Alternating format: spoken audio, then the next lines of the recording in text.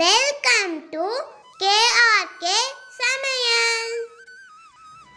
இன்னைக்கு லெமன் இடியாப்பம் எப்படி செய்யலான்னு பார்க்கலாம் வாங்க. இது 3 பேர்த்துக்கான அளவு. ஒரு லெமன் ஜூஸ் எடுத்து அதில் ஒரு 1/2 டம்ளர் தண்ணி ஆட் பண்ணி அந்த லெமன் வாட்டரை அப்படியே இடியாப்பத்து மேலே ஸ்ப்ரிங்கிள் பண்ணி விட்டு மிக்ஸ் பண்ணி ரெடியாக எடுத்து வச்சுக்கோங்க. இப்போ தாளிக்க ஆரம்பிக்கலாம். இப்போ அதுக்கு ஒரு கடாய் எடுத்துக்கோங்க.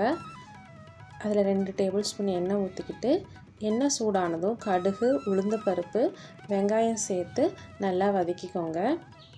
வெங்காயம் நல்லா கொஞ்சம் வதங்கினதையும் அது கூட 2 பச்சை மிளகாய் ஆட் பண்ணிக்கோங்க.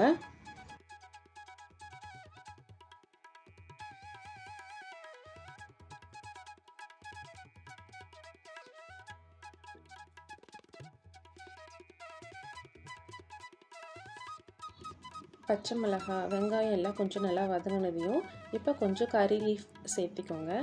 அதையும் சேர்த்து நல்லா தாளித்து விடுங்க. இப்போது இடியாப்பத்துக்கு தேவையான உப்பு கொஞ்சம் சேர்த்துக்கோங்க.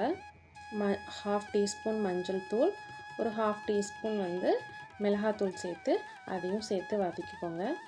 இப்போ ஸ்டவ் லோ ஃப்ளேமில் இருக்கட்டுங்க.